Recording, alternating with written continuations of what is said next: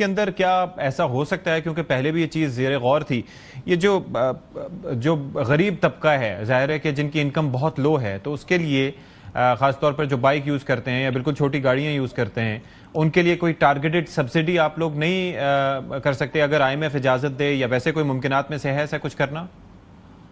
देखिए, बिल्कुल इस पे एक बहुत अच्छी डेवलपमेंट हुई है। आप आने वाले दिनों में देखेंगे बजट में भी इसका हिस्सा रखा गया है। इलेक्ट्रिक जो मोटर बाइक्स हैं और इलेक्ट्रिक 3 व्हीलर्स हैं, रिक्शास वगैरह जो हैं, इनको इलेक्ट्रिक पे वर्क करने के लिए गवर्नमेंट एक सपोर्ट प्रोग्राम ला रही है, जो कि बैंकों के साथ मिल के फाइनेंसिंग होगी और ये कन्वर्जन होगी।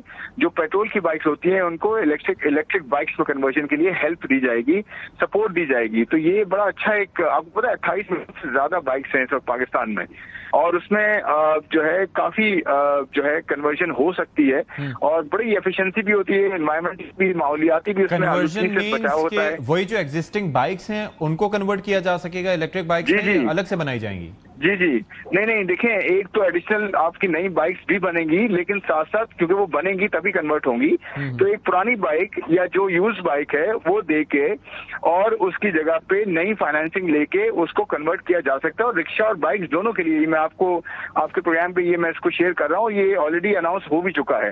तो एक अच्छी चीज है जिसकी वजह से ना सिर्फ ये कि माहौलियाती बेहतरी होगी, इंपोर्ट बिल आपका कम हो सकता है, और उसके साथ साथ जो है एक आम आदमी को जो एक बाइक चलाता है उसके लिए बड़ी बेहतरी हो सकती है। तो अब जरा ये समझाइएगा, तो फिर ये मुमकिनात किस तरह से होगी? क्योंकि बिजली की फराहमी भी आप नहीं समझते कि उसके लिए चार्जिंग स्टेशन चाहिए होंगे या कोई तरीक़ेकार चाहिए होगा? फिर कहीं ऐसा ना हो कि बिजली की दस्तयाबी भी एक चैलेंज बन जाए हमारे लिए? नहीं, देखिए, बिजली की दस्तयाबी तो है आपके पास, जनरेशन तो आपके पास अच्छी है, उसको आपने जनरेशन जो है वो ऑफ कोर्स मेरिट पे और बेहतर करना है और आपको इस पे इंसेंटिवाइज करना है। और वो हम इंसेंटिवाइज की हमने बात भी की, आपने देखा होगा कि इलेक्ट्रिक व्हीकल्स के लिए ऑलरेडी एक पॉलिसी जो है वो एक आ भी रही है, और उसके अंदर जो उसमें आपको पता है कि आम जो टैरिफ है उससे सब्सिडाइज या उससे बेहतर टैरिफ जो है वो दिया गया है ईवी के लिए।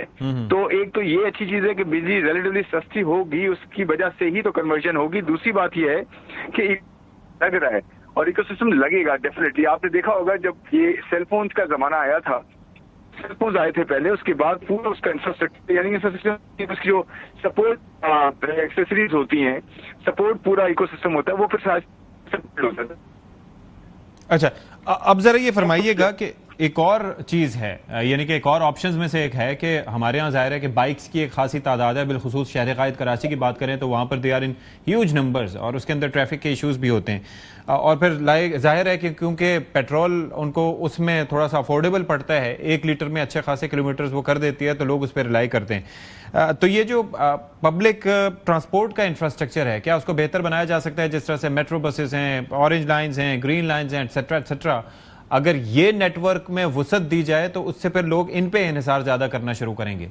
तो इस बारे में क्या पॉलिसी है गवर्नमेंट की? बिल्कुल जी बिल्कुल। देखिए, इसमें ना प्रोविंशियल गवर्नमेंट्स का बड़ा रोल है कि प्रोविंशियल गवर्नमेंट्स किस तरह से ट्रांसपोर्ट को बेहतर करेंगी, किस तरह से जो है वो इंफ्रास्ट्रक्चर प्रोवाइड करेंगी जो कि एक्चुअली एफिशिएंट हो, एनवायरमेंटल फ्रेंडली हो और जो है सस्ता भी हो, अफोर्डेबल भी हो। तो देखिए, फेडरल गवर्नमेंट तो अपनी जगह पे सपोर्ट कर रही है, ईवीज को सपोर्ट कर रही है, माहौलियाती आलूदगी को कम करने के वो सारे काम करने की कोशिश करी है। इसके सिलसिले में आपको पता है $4 बिलियन एडिशनल कमिट भी किए हैं, तो उस तरफ तो हम जा रहे हैं। बट साथ में प्रोविंशियल गवर्नमेंट्स को इंफ्रास्ट्रक्चर पे जो है वो ध्यान देना होगा, क्योंकि जितनी भी जो आपको पता है मेट्रो जो सब होती हैं वो प्रोविंशियल गवर्नमेंट्स के अंदर फेडरल सपोर्ट करता है हमेशा, और कराची में भी किया, वैसे भी किया। लेकिन मैं वैसे बता रहा हूँ कि प्रोविंशियल गवर्नमेंट जो है उनका उसमें रोल बहुत बड़ा है, और ये हम मिलके जो है प्रोविंशियल गवर्नमेंट्स के साथ इंफ्रास्ट्रक्चर को इंशाल्लाह बेहतर करेंगे।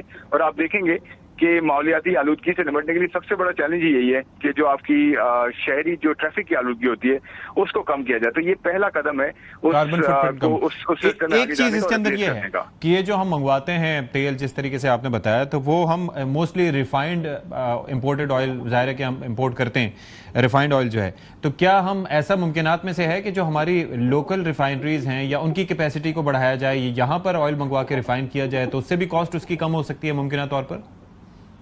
जी जी बिल्कुल हो सकती है, आपने बिल्कुल सही कहा। देखें, हम पेट्रोल 70% अपना जो कंजम्पशन है, जो हम इस्तेमाल करते हैं पेट्रोल का 70% इंपोर्ट होता है, और टोटल जो तेल की जो जरूरियात हैं उसका तकरीबन 90% हम इंपोर्ट करते हैं।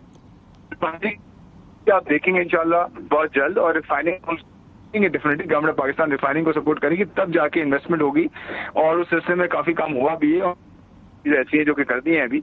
लेकिन आप बिल्कुल सही कह रहे हैं कि रिफाइनिंग अगर अपग्रेडेड होगी और ग्लोबल स्टैंडर्ड्स के हिसाब से होगी तो डेफिनेटली उसका जो है वो फर्क ये पड़ेगा कि प्रोडक्ट ज्यादा बनाएंगे और इवन एक्सपोर्ट भी करेंगे, ज्यादा दिन ये कि हम इम्पोर्ट पे निसार करें। अच्छा, एक और जो एतराज है वो ये है कि चूंकि ये एक बड़ा ह्यूज अमाउंट है जो इससे गवर्नमेंट खामोशी से हासिल करती है, क्योंकि ये एक नॉन टैक्स रेवेन्यू है एक तरीके से फिस्कल डेफिसिट को मैनेज करने के लिए, बाकी चीज़ों के लिए। तो क्या कौन से ऐसे सेक्टर्स हैं, खासतौर पर हम वैसे भी इसका हवाला तो देते रहे हैं कि इसके अंदर ट्रेडर्स हैं और बाकी लोग हैं, कि उनसे टैक्स वसूल किया जा सके ताकि यहां पर से आवाम पर से बोझ थोड़ा कम हो? देखिए, वो तो आपको पता है, हम रिटेल और ट्रेडर की बात हमेशा करते आए हैं, और उसमें अच्छी बात यह है कि अब जो ये आपका टोटल रिटेलर्स हैं, ये पहले 2.5 लाख थे, अब 5 लाख क्रॉस कर गए हैं।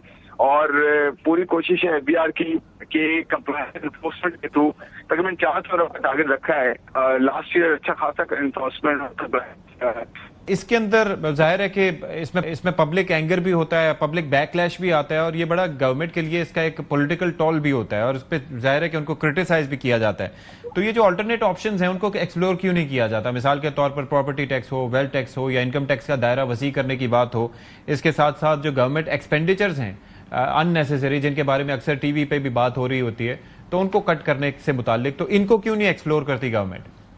आप बिल्कुल सही कह रहे हैं। मैं आपको बताता हूँ नंबर, इस मतलब एक्सपेंडिचर्स की अगर आप ग्रोथ देखें लिमिटेड है। पिछले कई सालों में 10-10, 20-20% से एक्सपेंडिचर साइड। इस बार आप बजट के देखें, आपको बहुत मिनिस्क्यूल जो है वो ग्रोथ नजर आएगी, हार्डली 1-2%। और साथ में आप देखें रिजल्ट ये ना कि फिस्कल डेफिसिट जो है आपका वो बड़ा कंट्रोल्ड है, अराउंड 5% अभी तक है। और जो लास्ट 60% रहा हुआ है प्राइमरी सरप्लस इम्पैक्ट, यानी कि आपने टैक्सेस बेहतर किए हैं बनिस्बत डेट सर्विसिंग वाले जितने खर्चे हैं उन पे। इसका मतलब ये हुआ कि आपकी जो फिस्कल बैलेंस है वो बेहतर हुआ है। और साथ साथ आपने जो बात की है, 3 एरियाज बड़े इंपॉर्टेंट है।